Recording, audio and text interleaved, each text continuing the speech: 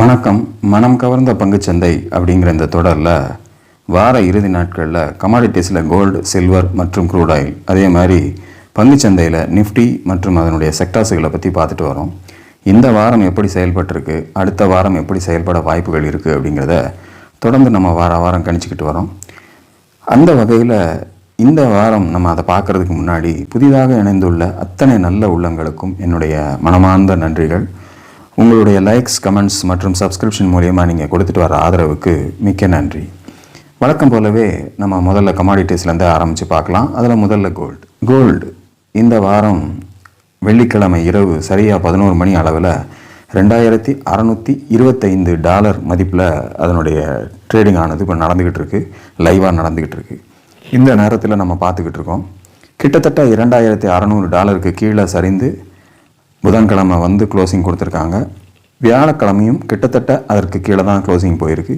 வெள்ளிக்கிழமை இன்றைக்கி அதுலேருந்து ஒரு பவுன்ஸ் பேக் கொடுத்து ஒரு ரெக்கவரி மாதிரி இன்றைக்கி வந்து மேலே நின்றுருக்கிறத நம்ம பார்க்க முடியுது. ஒரு 1% மேலே இப்போது பாசிட்டிவாக இந்த பர்டிகுலர் டேயில் இருக்கிறத நம்ம பார்க்குறோம். 2699 அப்படிங்கிற அந்த ரெசிஸ்டன்ஸை போன வாரம் கடந்து மேலே செல்லக்கூடிய வாய்ப்பு ஏற்படுத்தினாலும் ஒரே ஒரு நாள் மட்டும்தான் அங்கே சஸ்டெயின் ஆச்சு. அதற்கு மேலே அடுத்த கன்ஃபர்மேஷன்றது நமக்கு ஸ்ட்ராங்காக அந்த க்ளோசிங்க்கு மேலே கிடைக்கல அப்படிங்கிறதுனால கீழே வந்துருச்சு. இந்த வாரம் புதன்கிழமை நமக்கு கீழே ஒரு க்ளோசிங் கொடுத்துருக்காங்க. அந்த க்ளோசிங் வந்து 2584, ஆல்மோஸ்ட் ஒரு கீழே போய் ஒரு ஃப்ரீஸ் ஆன மாதிரி க்ளோஸும் லோவும் ஒரே லெவலில் போய் நின்றுருக்கு. அதை தாண்டி மறுநாள் ஒரு ஸ்ட்ராங் க்ளோசிங் கொடுத்துருந்தாங்க அப்படின்னா இன்னமும் இறக்கமானது ஸ்ட்ராங்காக போயிருக்கும். பட் அடுத்த நாள் அதை தாண்டி மிகப்பெரிய அளவில் இறங்காமல் அங்கேருந்து ஒரு ரிக்கவரி கொடுத்து 2593 வியாழக்கிழமை க்ளோசிங் போயிருக்கு. பட் அன்றைக்கி நல்ல ஒரு ஏற்றமும் கொடுத்துட்டு தான் கீழே வந்து அந்த க்ளோசிங் ஆனது முடிஞ்சிருக்கு. ஆனால் இன்றைக்கி வெள்ளிக்கிழமை 2625 கிட்ட இப்போ ட்ரேடிங் போய்கிட்டு இருக்கு. இன்னும் மிச்சம் இருக்கிறதுல எவ்வளோ தூரம் போகும்னு தெரியல. எனிவே சப்போர்ட் ஏரியாவில் நல்ல ஒரு சப்போர்ட் எடுத்து திரும்பி இருக்கிறத பார்க்குறோம். அதே மாதிரி போன வாரம் அந்த ரெசிஸ்டன்ஸ் ஏரியாவில் ரெசிஸ்ட் ஆகி திரும்பி கீழே வந்ததையும் நம்ம பார்க்குறோம். தொடர்ந்து இந்த வாரம் மீண்டும் அந்த 2699 தாண்டறதுக்கான வாய்ப்பை தரத்துக்கான சந்தர்ப்பத்தை கொடுக்குதா அப்படிங்கிறத காத்திருந்து பார்ப்போம். அடுத்து சில்வர் பார்க்கலாம். சில்வர் போன வாரம் அந்த பேரலேருந்து மேலே போய் 3210 தாண்ட முயற்சி பண்ணி தாண்ட முடியாமல் கீழே வந்துச்சு. மறுபடியும் அந்த பேரலுக்குள்ளே தான் வந்து நிற்கிறத நம்ம பார்க்க முடிஞ்சுது. ஆனால் இன்றைக்கி அந்த பேரலை விட்டு பிரேக் ஆகி கீழே வந்துருச்சு. கிட்டத்தட்ட 29.40 லெவலில் இப்போது அதனுடைய டாலர் வேல்யூவில் அது ட்ரேடிங் போய்கிட்டு இருக்கு. 28.40 ஒரு $1 மேலே இருக்கிறத நம்ம பார்க்க முடியுது. இந்த பர்டிகுலர் டைமில் கோல்டு எந்த அளவுக்கு இறங்கியிருக்கோ அதற்கு ஒரு சப்போர்ட் பண்ண மாதிரி இதனுடைய இறக்கம் இருக்குது. இன்றைக்கி கோல்டு ரிவர்ஸ் ஆனதுக்கு ஏற்ற மாதிரி அதனுடைய ரிவர்ஸலும் கிடச்சி இது மேலே நிற்கிறத நம்ம பார்க்குறோம். பட் 28.40 தான் அடுத்த சப்போர்ட். அதை உடைத்தார் 27.50 அப்படிங்கிறது முக்கியமான இடமா இருக்கும். ஸோ 32.10 கடக்க முடியாத ஒரு நிலைமை ஏற்பட்டு இருக்கிறதுனால இந்த சப்போர்ட் ஏரியாஸில் எங்கே தொட்டு திரும்புதுங்கிறத காத்திருந்து பார்ப்போம். அடுத்து க்ரூட் ஆயில் பார்க்கலாம். க்ரூட் ஆயில் 69.50 இந்த லெவலுக்குள்ளே தான் இப்போது இதனுடைய டாலர் வேல்யூவில் ட்ரேடிங் இருந்துகிட்டு இருக்கு. நம்ம தொடர்ந்து இந்த 65க்கும் 72க்கும் நடுவிலே நிற்கிதுன்றதை நம்ம சொல்லிட்டு வரோம். ஒரு சைட்வேஸ் மூவ்மெண்ட் இருந்துக்கிட்டு இருக்கு. முடிஞ்ச வரைக்கும் எவ்வளோ குறுக முடியுமோ ஒவ்வொரு வாரமும் அது குறுகிக்கிட்டே போகிறது வந்து ஏதோ ஒரு பெரிய விஷயம் நடக்க போகிற மாதிரி ஒரு ஃபீலை கொடுத்துக்கிட்டு இருக்குது இந்த பர்டிகுலர் க்ரூட் ஆயிலை பொறுத்தளவில். ஏன்னா எக்ஸ்பேன்ஷனாக வராமல் ஒரு குறுகிக்கிட்டே போகுது நாளடைவில். அதாவது ஒரு $4 ட்ரேடிங் ஒரு வாரம் நடந்துக்கிட்டு இருந்துச்சுன்னா அதுக்கு அடுத்த வாரம் $3 சுருங்குது, அதுக்கு அடுத்த வாரம் $2 சுருங்குது, இப்போ $1 நெருங்கி வந்துக்கிட்டு இருக்கு. ஸோ இதனுடைய அடுத்த கட்டம் என்னன்றதை நம்ம ரொம்ப பொறுத்திருந்து பார்க்கணும். எங்கே இதனுடைய அடுத்த பக்கம் வேகமாக இருக்குமோ அப்படிங்கிறதுல ஒரு ஆச்சரியக்குறியோடு காத்திருக்க வேண்டிய கட்டாயத்தில் க்ரூட் ஆயில் இருந்துக்கிட்டு இருக்கு. பார்ப்போம், பொறுத்திருந்து பார்ப்போம். கண்டிப்பாக அதனுடைய அடுத்த செயல் நமக்கு ஒரு மிகப்பெரிய விறுவிறுப்பை கொடுக்குங்கிற மாதிரி நான் எதிர்பார்க்குறேன். அடுத்து நிஃப்டி மற்றும் அதனுடைய செக்டார்ஸுகளை பற்றி பார்க்கலாமா? நிஃப்டி இந்த வாரம் 23,587 வெள்ளிக்கிழமை க்ளோசிங் கொடுத்துருக்காங்க. ஒரு மிகப்பெரிய சரிவு, கிட்டத்தட்ட 24,610க்கு மேலேருந்து ஒரு வேகமான ஒரு இறக்கத்தை கொடுத்து இந்த வாரம் இந்த லெவலில் கொண்டு வந்து முடிச்சிருக்காங்க. 1000 புள்ளிகள் சரிந்து வந்து முடிஞ்சிருக்கிறத நம்ம பார்க்க முடியுது. அந்த 1000 புள்ளிகள் வந்து நமக்கு இந்த வாரம் ஒரே வாரத்தில் நமக்கு சரிந்திருக்கிறத நம்ம பார்க்குறோம். அது குறிப்பாக இன்றைக்கும் நல்ல ஒரு இறக்கம் 1.5% மேலேயே இதனுடைய இறக்கமானது நமக்கு ஏற்பட்டிருக்கு. தொடர்ந்து நமக்கு 23,360 தான் ஒரு முக்கியமான சப்போர்ட். அங்கேருந்து தான் ஒரு நல்ல ஒரு பெஸ்ட்டு சப்போர்ட்டாக எடுத்து போன நவம்பர் மாதம் அந்த இடத்த டச் பண்ணிவிட்டு திரும்பி மேலே போய் 24,610க்கு மேலே ஒரு ஸ்ட்ராங் க்ளோசிங் கொடுத்தா அடுத்த மூவ்மெண்ட் கிடைக்கும்னு சொன்னேன். ஆனால் அதற்கான வாய்ப்பை கொடுக்காமல் அந்த கேண்டில்ஸை பாருங்கள் எவ்வளோ அழகாக மெயின்டைன் பண்ணிட்டாங்கன்ட்டு. 24,750க்கு மேலே ஒரு க்ளோசிங் வரும்போது அடுத்த அடி அது மேலே இருக்கும் அப்படிங்கிற மாதிரி நான் சொன்னேன். பட் எந்த விதமான வாய்ப்புகளையும் இந்த வாரம் தராமல் அங்கேருந்து ஒரு இறக்கத்தை கொடுத்து கீழே கொண்டு வந்த க்ளோசிங் கொடுத்துருக்காங்க. ஸோ 23,360ங்கிறது ஒரு முக்கியமான குரூஷியல் சப்போர்ட்டாக இந்த வாரம் இருக்குது. ஸோ அதை பிரேக் பண்ணாங்கன்னா 22,800 அப்படிங்கிற லெவலுக்கு போகலாம். உடைக்கக்கூடிய வாய்ப்பு கிடச்சிதுன்னா அடுத்த கட்டமாக அது அந்த லெவல் வரைக்கும் போகும் அப்படிங்கிற மாதிரி நான் எதிர்பார்க்குறேன். அப்படி இல்லை 24,000 மீண்டும் உடைத்து மேலே போகுது அப்படின்னா அடுத்த வாரம் ஒரு வேளை ரிக்கவரி கிடச்சிது, இந்த இடத்துல வந்து ஒரு சப்போர்ட் எடுத்து திரும்பிச்சு அப்படின்னா மீண்டும் இந்த 23,360 ஒரு நல்ல ஒரு திருப்பத்தை கொடுத்துருக்கு அப்படிங்கிற மாதிரி நம்ம எதிர்பார்க்கலாம். என்ன செய்ய போகுது அப்படிங்கிறத பொறுத்திருந்து பார்ப்போம். அடுத்து செக்டார்களை பார்க்கலாமா? பேங்க் நிஃப்டி 50,759 க்ளோசிங் போயிருக்கு. 53,600 கிட்ட பார்த்திங்கன்னா கிட்டத்தட்ட ஒரு 7 நாள் அதற்கு மேலே ஒரு க்ளோசிங் கொடுக்க முடியாமல் நிறுத்தப்பட்டதை நம்ம பார்க்க முடியுது. இந்த மாதிரி ஒரு சிச்சுவேஷன் வருதுனால ஏதோ அடுத்த கட்டம் ஒன்று ஸ்ட்ராங்காக நடக்க போகுது அப்படிங்கிற மாதிரி தான் காட்டும். அதுதான் இப்போ நமக்கு இந்த பர்டிகுலர் இறக்கமானது நமக்கு காமிச்சிருக்கு. 51,850க்கு கீழே சரிந்து வந்து கிட்டத்தட்ட 49,990 நோக்கி அதனுடைய பயணத்தை காமிச்சிக்கிட்டு இருக்கு. ஸோ அந்த இடம் ஒரு நல்ல சப்போர்ட்டாக இருந்து அடுத்த வாரம் தடுக்கப்படுதான்னு பார்க்கணும். அப்படி ஒரு வேளை மிஸ் ஆச்சு அப்படின்னா 48,580ங்கிறது தான் அடுத்த சப்போர்ட்டாக இருக்கும். ஸோ மேலே ஒரு நல்ல ஒரு ரெசிஸ்டன்ஸாக 51,850 அடுத்த வாரத்துக்கு இருக்கும் அப்படிங்கிறத பேங்க் நிஃப்டியில் மனதில் வைத்துக்குங்க. அடுத்த செக்டர் பார்க்கலாம். ஃபின் நிஃப்டி 23,591 முடிஞ்சிருக்கு. 24,850 எப்படி ஒரு அந்த கேண்டில்ஸ் போய் அப்படி ஒரு கிளிப் மாட்டி நிறுத்தின மாதிரி நிறுத்தப்பட்டிருக்குன்னு பாருங்கள். இந்த ரெசிஸ்டன்ஸுக்கு உள்ள பவருங்கிறது அதுதான். அந்த மாதிரி நம்ம இது எப்படி நடக்குதுன்னு எனக்கு கூட ரொம்ப ஆச்சரியமாக இருக்கும் சில நேரங்களில். இது என்ன சொல்லி வச்ச மாதிரி அந்த இடத்துல எப்படி நிறுத்துகிறாங்க, யாரோ எங்கெங்கேருந்தோ ட்ரேட் பண்ணுறாங்க. பட் இந்த நிகழ்வுகள் மட்டும் சரியாக நடக்கிறது எப்படி நடக்குதுங்கிறது எனக்கு ஒரு ஆச்சரியமான விஷயம். பட் அந்த பர்டிகுலர் ரெசிஸ்டன்ஸில் அது தடுத்து நிறுத்தப்பட்டதனுடைய விளைவு ஒரு ஸ்ட்ராங்காக ஒரு இறக்கத்தை கொடுத்து கிட்டத்தட்ட 24,050க்கு கீழே மீண்டும் கீழே வர்றதுக்கான ஒரு சந்தர்ப்பத்தை கொடுத்துருச்சு. இப்போது மீண்டும் அந்த 22,860 சப்போர்ட்டை நோக்கி அதனுடைய பயணமானது இருக்குது. எந்த அளவுக்கு ஸ்ட்ராங்காக இறங்கி வந்து போன தடவை கிட்டத்தட்ட 23,000 நெருக்கம் வரைக்கும் வந்துட்டு போச்சு, அந்த லெவலுக்கு கூட போகலை. பட் இந்த தடவை என்ன செய்யுதுங்கிறத நம்ம காத்திருந்து தான் பார்க்கணும்.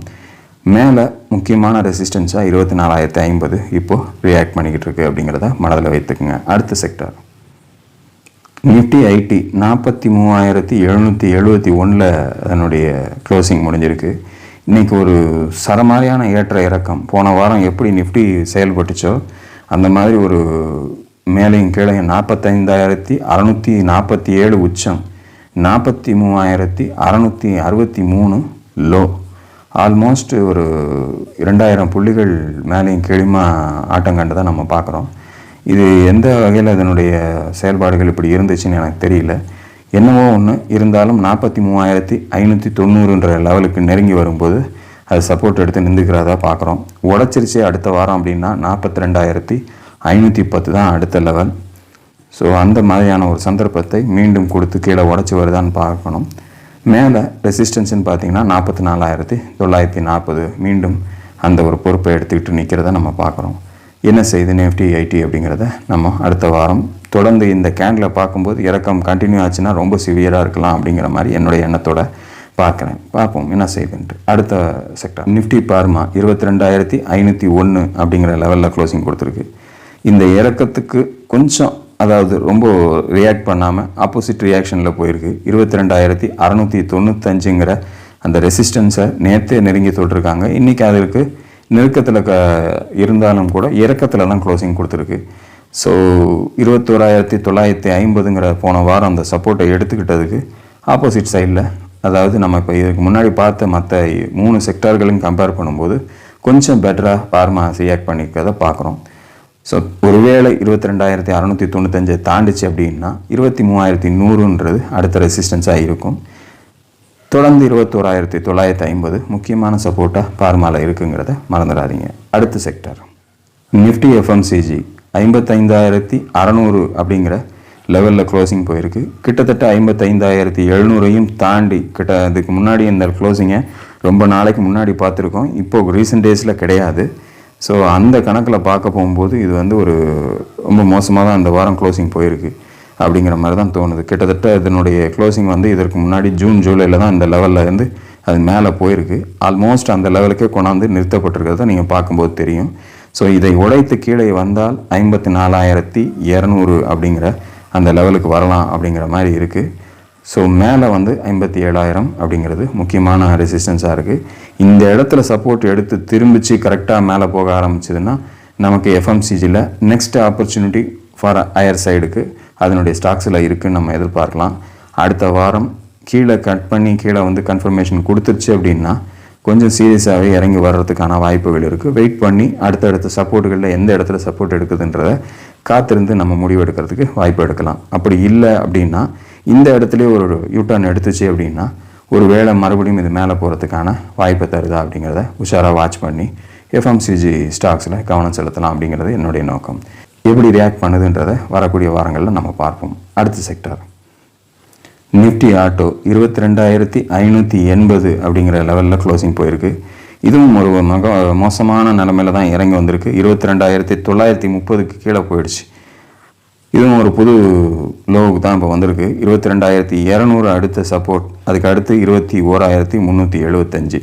ஏன் நான் இப்படி கீழே 2 சப்போர்ட்ஸையும் சொல்கிறேன் அப்படின்னா அதனுடைய இறக்கத்தை பார்க்கும்போது கொஞ்சம் சிவியராக இறங்கி வருது. கிட்டத்தட்ட எஃப்எம்சிஜி மாதிரி அதனுடைய வேகம் அதிகமாக இருக்கிறதுனால 22,200 கட் பண்ணும்போது கொஞ்சம் சிவியராகவே கீழே வரலாமோ அப்படிங்கிற மாதிரி இருக்குது. ஒரு பேஸ் சப்போர்ட்டாக 22,200 பார்க்குறேன். அங்கேருந்து ஆட்டோ திரும்பினா நமக்கு கொஞ்சம் வாய்ப்புகள் இருக்குது. இல்லைன்னா இன்னும் கூட கொஞ்சம் வலிமையாக இறங்கி வர்றதுக்கு சந்தர்ப்பத்தை கொடுத்துரும். எதற்கும் காஷியஸாகவே இருங்க. அடுத்த செக்டார் பார்க்கலாம். நிஃப்டி ரியாலிட்டி 1120ன்ற ரெசிஸ்டன்ஸை நோக்கி நெருங்கி போய் இந்த வாரம் டச் பண்ணிட்டாங்க. அதுவும் திங்கட்கிழமையும் செவ்வாய்க்கிழமையும் புதன்கிழமையும் அந்த லெவல்லே தான் இருந்திருக்கு. ஆனால் மார்க்கெட் கண்டிஷனுக்கு ரியாக்ட் பண்ணி 1060 இந்த வாரம் க்ளோசிங் முடிஞ்சிருக்கு.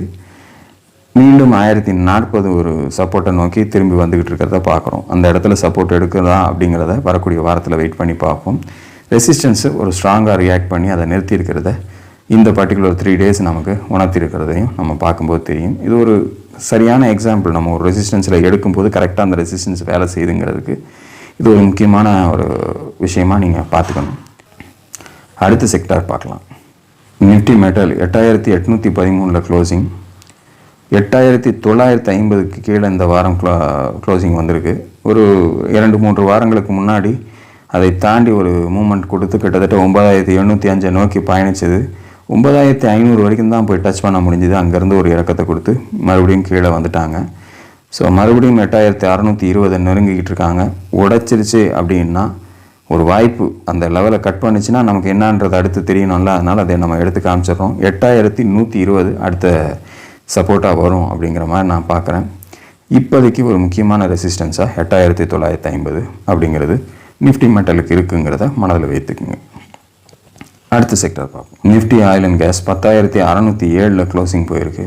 10,700 கீழே மீண்டும் இதனுடைய க்ளோசிங் எல்லாமே மேலேருந்து ஒரு யூட்டர்ன் பண்ணி வந்த மாதிரி தான் கீழே வந்துருச்சு. 90% ஆஃப் தி செக்டர்ஸ் இப்படி தான் இருக்குது. ஸோ அந்த வகையில் அடுத்த சப்போர்ட்டாக 10,250 நெருங்கிக்கிட்டு இருக்காங்க. அடுத்த லெவலாக அதுதான் வரணும். கீழே அதே மாதிரி போன ஒரு சில வாரங்களுக்கு முன்னாடி அந்த லெவலில் இருந்துட்டு தான் சப்போர்ட் எடுத்து போயிருக்கு. ஸோ அதை ஒரு வேளை அடுத்த வாரம் உடைக்கக்கூடிய வாய்ப்பு ஏற்பட்டுருச்சுன்னா கொஞ்சம் சேஃப்டிக்கு நம்ம கீழேயும் அதுக்கு அடுத்து என்ன இருக்குன்னா 9,450 தான் இருக்குங்கிறதுனால கொஞ்சம் ஆயில் அண்ட் கேஸ் செக்டரில் கொஞ்சம் கவனமாகவே இருங்க. கீழே ரொம்ப அதிகம் இறங்குற மாதிரி இருந்தால் வெயிட் பண்ணி நல்ல ஒரு சப்போர்ட் கிடைக்கும் போது மட்டும் வாங்குங்க. இதுதான் இந்த வாரத்துக்கான செக்டார் லெவல்ஸ்.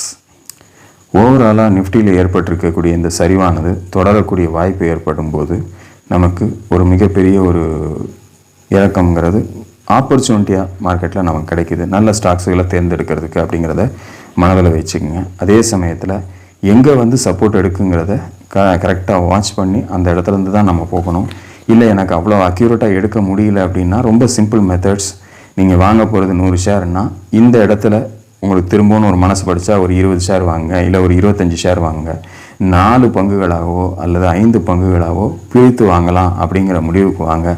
அப்போ மார்க்கெட் எந்த பக்கம் போனாலும் எந்த டைரெக்ஷனுக்கு கீழே வந்தாலும் நமக்கு கொஞ்சம் இறங்க வாங்கினோம்னா ஒரு ஆவரேஜாக நடுவில் ஒரு இடத்துல வாங்குறதுக்கான ஒரு சந்தர்ப்பமாக மாறிக்கும். அதே மாதிரி மறுபடியும் அது திரும்பி ஏறி போகும்போது அந்த ஆவரேஜை கால்குலேட் பண்ணி மேலே போகும்போதும் செல் பண்ணும்போதும் அதே ஃபார்முலாவை யூஸ் பண்ணி கூட நம்ம செல் பண்ணி லாபத்தை பார்த்துக்கலாம். ஏன்னா நமக்கு இதுதான் அப்படிங்கிறது எதுவுமே கிடையாது. இதுதான் பேஸ் சப்போர்ட். இதுக்கு மேலே கீழே போகாதுன்னா நம்ம சொல்ல முடியாது. உலக நிகழ்வுகள் என்ன வேணாலும் நடந்துகிட்ருக்கு. யூஎஸ் மார்க்கெட்டும் கடுமையாக போன வாரங்கள் இறங்கியிருக்கு. ஸோ அதனுடைய இம்பேக்ட்ஸ் தான் மார்க்கெட்டில் நமக்கு ரியாக்ட் பண்ணிக்கிட்டு இருக்கு. தொடர்ந்து இந்த வாரம் நமக்கு இன்னும் 2 வாரங்களில் கிறிஸ்மஸும் நியூ இயரும் இருக்கிறதுனால எஃப்ஐஎஸ்னுடைய ஆக்டிவிட்டீஸ் கொஞ்சம் குறையிறதுக்கான சந்தர்ப்பங்கள் கூட்டிகிட்டு வர்றதுனால அடுத்து இந்த பொங்கல் வர வரைக்கும் அடுத்த ஊருக்குள்ளே அவங்க பெருசாக இயக்கம் இருக்காது அப்படிங்கிறது பழைய ஃபார்முலா. இன்னமும் அப்படி தான் இருக்குமான்றது உறுதியாக சொல்ல முடியாது. இருந்தாலும் அப்படி இருந்துச்சுனாலும் மார்க்கெட்டில் வால்யூம் இல்லாத காரணங்களால் கூட இறங்குறதுக்கு சந்தர்ப்பங்களாக மாறிடும். ஸோ இதெல்லாம் ஒரு சின்ன கணக்கு மனதில் வைத்துக் கொள்ளுங்கள்.